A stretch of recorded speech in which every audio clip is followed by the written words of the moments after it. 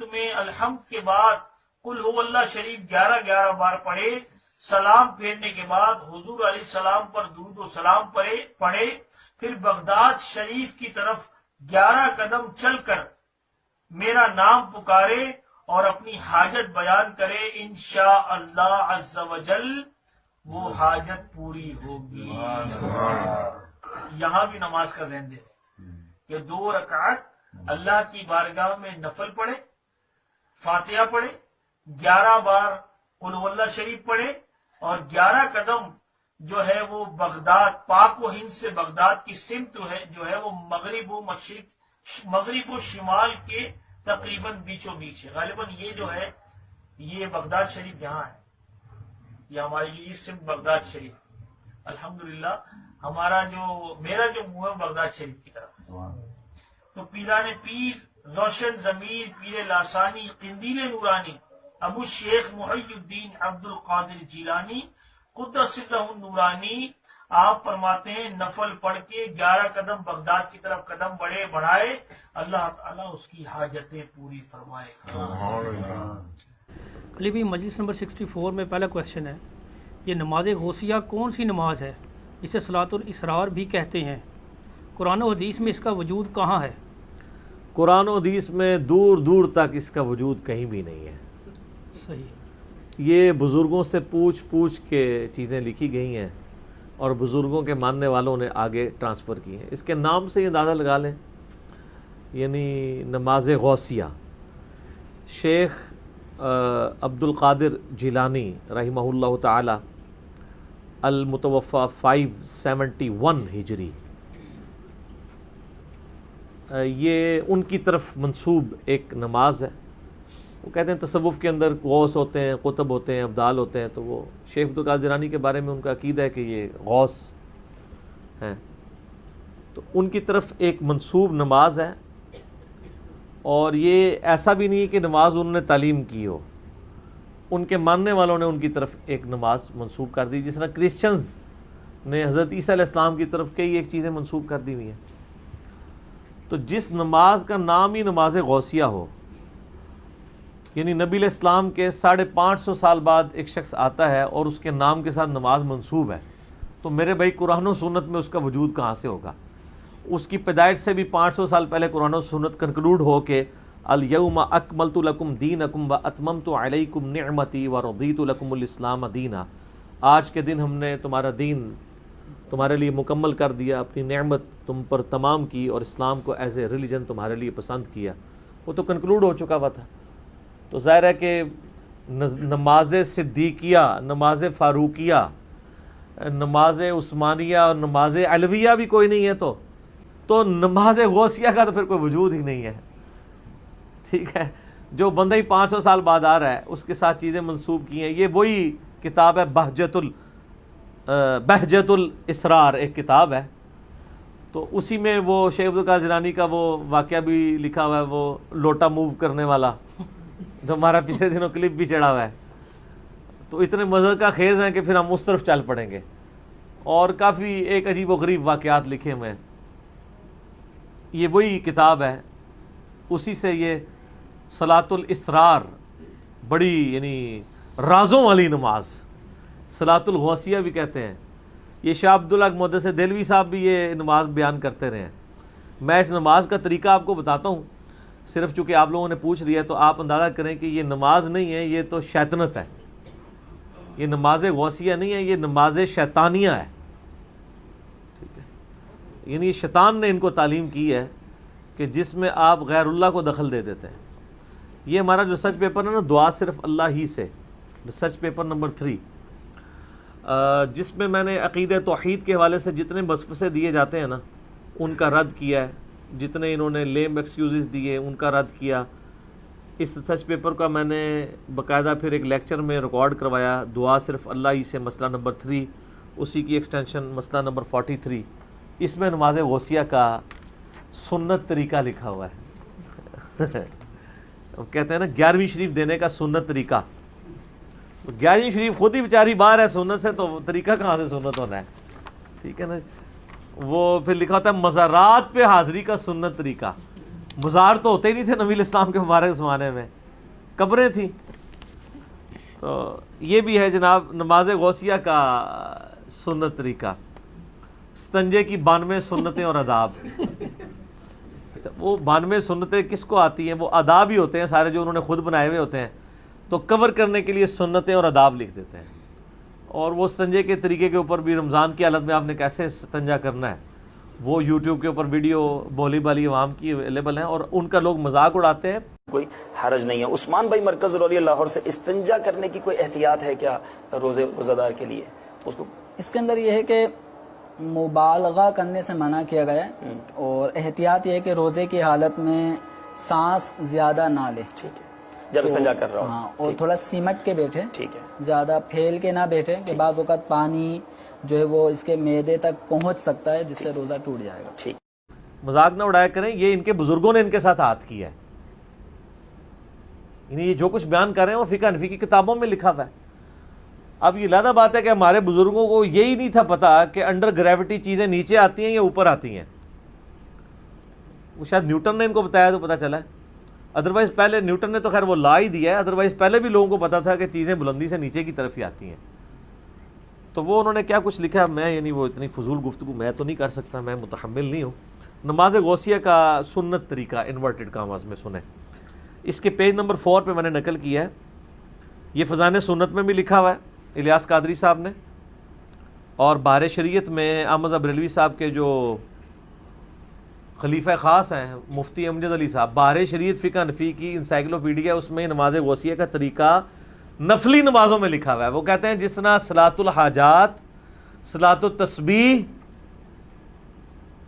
یہ سنت نمازیں ہیں، تہجد کی نماز، اشراق کی نماز، چاش کی نماز، اس میں انہوں نے ساتھ یہ بھی لکھی ہے بزرگوں کی نماز بھی، اور اس کا طریقہ لکھا ہوا ہے. لکھتے ہیں کہ حاجت پوری ہونے کے لیے صلاۃ الاسرار بھی نہایت ہی مؤثر ہے. اسے نماز غوثیہ بھی کہتے ہیں. اس کی ترکیب یہ ہے کہ بعد از نماز مغرب سنت پڑھ کر 2 رکعت نفل پڑھے، اور بہتر یہ ہے کہ الحمد کے بعد ہر رکعت میں 11 بار قل شریف پڑھے، کیونکہ اس تو بعد شرک بہت بڑا کرنا ہے تو پہلے ہی بڑی بڑی توحید دا جڑا سٹوریج کر لوے. ٹھیک ہے، زیادہ سی توحید اکٹھی کر لے انورٹڈ کاما میں. 11 بار قل هو اللہ احد پڑھے، سلام کے بعد اللہ کی حمد اور ثنا کرے، پھر نبی صلی اللہ علیہ وآلہ وسلم پر 11 بار درود و سلام عرض کرے، پھر عراق کی جانب 11 قدم چلے. یعنی پہلے قبلہ تھا خانہ کعبہ شریف، اب تھوڑا سا رائٹ پہ ہو جائے تو عراق کی طرف 11 قدم چلنے ہیں جی، کم زیادہ نہیں. تو اس کے مطلب یہ ہے کہ یہ نماز غوثیہ پڑھنے کے لیے آپ کو یہ چیک کرنا پڑے گا کہ آپ نے یہ 11ویں یا 12ویں صف میں جا کے پڑھنی ہے. پہلی صف میں تو پڑھ نہیں سکتے کیونکہ آپ پھر عراق کی جانب تو قدم نہیں کر سکتے، کیونکہ عراق جو ہے وہ پاکستان، انڈیا، بنگلہ دیش سے کوئی 90 ڈگری پہ تو نہیں ہے. خانہ کعبہ شریف کے خانہ کعبہ شریف یوں ہے تو تھوڑا سا رائٹ کی طرف ٹلٹ کریں تو عراق آ جاتا ہے. 5 ڈگری تقریباً، ہاں اتنا ہی آلموسٹ. تو اس کا مطلب ہے کہ آپ کو اب 11 قدم چلنے ہیں تو سامنے کم سے کم 8-10 صفحے تو چاہیے. چھوٹے چھوٹے قدم بھی اگر چلائیں تو آپ کو، یعنی اس پہ ویسے اس کو ان کا طریقہ لکھنا چاہیے کہ مسجد کی 12ویں صف میں ادا کریں، یہ بھی ہونا چاہیے. دیکھو اسی تو پڑھ لکھے بندے ہیں نا، تو اسی تو اور چیزاں بھی دیکھا گے نا. ایک بندہ نیت کر بیٹھے جی تو سلام پڑھے گا، اوہ ہوں 11 قدم کتنے چلا، پھر انہوں پیچھے جا کے نہیں. تو اس میں میرے خیال ہے ہم بزرگوں کے ماننے والوں کو مشورہ کریں گے کہ یہ غوثیہ، نماز غوثیہ کا طریقہ آپ کے بزرگوں سے تھوڑا سا اس میں کمزوری رہ گئی. اس کی نماز غوثیہ کی سنتیں اور آداب میں ایک ادب اور ایڈ کر لیں کہ مسجد، ایسی مسجد میں جائیں جس کی کم از کم 11-12 صفحے ہوں، اس کی آخری صف میں. پھر سترہ بھی سامنے رکھنا پڑے گا کیونکہ کوئی سامنے سے گزر نہ جائے. سترہ سامنے رکھیں یا کسی ستون کے پیچھے آپ پڑھیں، ہاں سین میں پڑھ لیں. پھر عراق کی جانب 11 قدم چلیں اور ہر قدم پر پڑھیں. نعوذ باللہ. اب پڑھنا کیا آپ، یعنی یہ شرکی الفاظ دیکھیں. شیخ عبد القادر جیلانی قیام الدین ان کے دشمن بن جائیں گے. وہ سورۃ الاحقاف کے شروع میں آتا ہے نا کہ یہ جن ہستیوں کو پکار رہے ہیں نا ان کو تو پتہ بھی نہیں کہ ان کو پکارا جا رہا ہے، اور قیامت والے دن یہ ہستیاں ان کی دشمن بن جائیں گی اور وہ اللہ کو کہیں گی کہ یا اللہ انہوں نے ہمیں پکارا ہے، ہمارا کوئی قصور نہیں ہے، اور وہ ان سے اعلان برات کر دے گی. یہ ساری آیات میں نے مسئلہ نمبر 121 میں کور کی ہوئی ہے کہ بزرگ خود ہی دشمن بن جائیں گے بزرگوں کے ماننے والوں کے. جس طرح آج ہم بزرگوں کے ماننے والوں کے دشمن ہیں نا, تو قیامت دن بزرگ بھی ہمارے ساتھ کھڑے ہوں گے, وہ کہیں گے بالکل ہم بھی ان کے دشمن ہیں. ٹھیک ہے, تو بزرگوں کے طریقے پہ تو ہم ہوئے نا پھر. بالکل صحیح. ٹھیک ہے, کیونکہ بزرگوں نے بعد میں دشمن ہونا ہے, ہم دنیا میں بتا رہے ہیں دشمنی کر کے کہ بھی اللہ کے بندوں بچ جاؤ. سورہ احقاف کی آیت نمبر 5 اور 6 میں نے اس کے ساتھ ایڈ بھی کیا ہے. نماز غوثیہ کے فوراً بعد میں نے اپنا عقیدہ بھی اس میں بتا دیا. وہ کہتے ہیں 11 قدم چلے اور ہر قدم پر کہے یا غوث الثقلین, اے جنوں اور انسانوں کے فریاد رس, یا کریم الطرفین, اور اے ماں اور باپ دونوں کی طرف سے عالی شان والے, یعنی حسن و حسینی تھے نا حضرت شیخ عبد القادر جیلانی. اغثنی, میری مدد کیجئے, میری فریاد رسی کیجئے. ومددنی, اور میری مدد فرمائیے. فی قضاء حاجتی, اس حاجت کے پورا ہونے میں. یا قاضی الحاجات, اے حاجتوں کے پورا کرنے والے. لعنت اللہ علی الکاذبین ولا حول ولا قوۃ الا باللہ العلی العظیم. یہ سر یہ جو سلسلہ نقشبندیہ کے اندر جو ختم پڑھے جاتے ہیں نا, اور سلسلہ قادریہ کے اندر جو ختم پڑھے جاتے ہیں, ان میں وہ جو اللہ تعالیٰ کے لیے لفظ استعمال کرتے ہیں وہ یا قاضی الحاجات. ان کو یہ سمجھ نہیں آتی, ایک جگہ اللہ کے لیے استعمال کرتے ہیں, دوسری جگہ وہی الفاظ شیخ عبد القادر جیلانی کے لیے. جو فوت ہو کے جا چکے ہیں ان کو پتہ بھی نہیں ہے.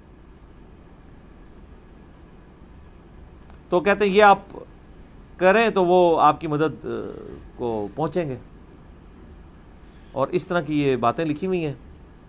اس پہ میں نے آیت نقل کی تھی, وہ سورہ الاحقاف کی آیت نمبر 5 اور 6.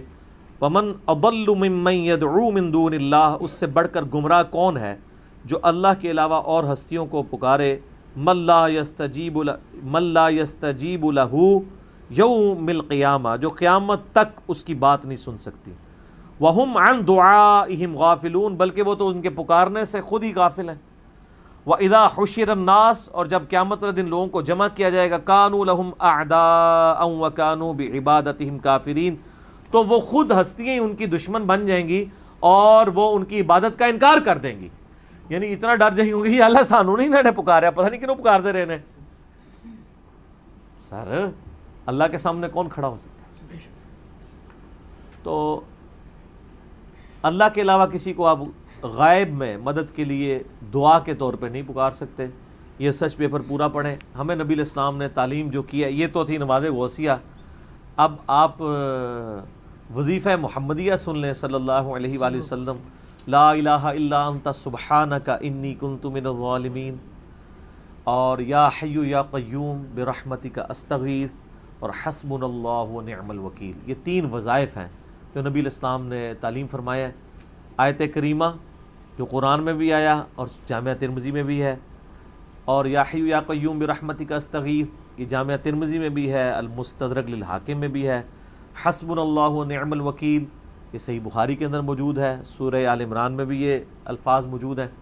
میرا یوٹیوب پہ ایک کلپ ہے, مور دین 1 ملین لوگ دیکھ چکے ہیں. مصیبت اور پریشانی سے بچنے کے 3 سنت وظائف, وہ یہی میں نے وظائف بتائے ہیں. باقی جسے شوق ہے تو وہ دیکھے. اور نماز غوثیہ جن لوگوں نے پڑھی ہوئی ہے اللہ تعالیٰ ان کو معاف کرے, وہ توبہ کریں فوراً سے پہلے اور اللہ کی طرف رجوع لائیں. شیخ عبد القادر جیلانی نے کہیں یہ تعلیم نہیں فرمایا, بزرگوں نے لکھی ہیں. بزرگ اپنے اعمال کے خود جواب دیں. ہمارا کوئی بزرگوں کے ساتھ لینا دینا نہیں ہے. ہم اسی لیے کہتے ہیں جس طرح اتنے خداؤں کی جگہ ایک خدا کو مان لیں تو زندگی سکون میں آ جائے گی, اسی طریقے سے سارے بزرگوں سے اعلان برات کر کے ایک بزرگ امام اعظم سیدنا و مولانا محمد الرسول اللہ صلی اللہ علیہ وآلہ وسلم کو اپنا راہبر مان لیں تو ساری مصیبتوں سے جان چھوٹ جائے گی. ٹھیک ہوگا جی. اگر آپ نے اب نماز محمدی سیکھنی ہے نا تو وہ اس پر ریسرچ پیپر نمبر 8 ہے میرا, اور مسئلہ 70A اور B دیکھ لیں. نبی علیہ السلام نے جو نماز سکھائی ہے اس میں تو اللہ ہی اللہ ہے. آپ دیکھ لیں نماز میں کوئی شرک نہیں ہے. یہ سارے نعرے نورے نماز کے باہر ہیں. نماز میں اول تا آخر اللہ ہی کی طرف متوجہ ہے. نماز توحید, سراپا توحید ہے. ٹھیک ہو گیا. ٹھیک ہے, جزاکم اللہ خیر.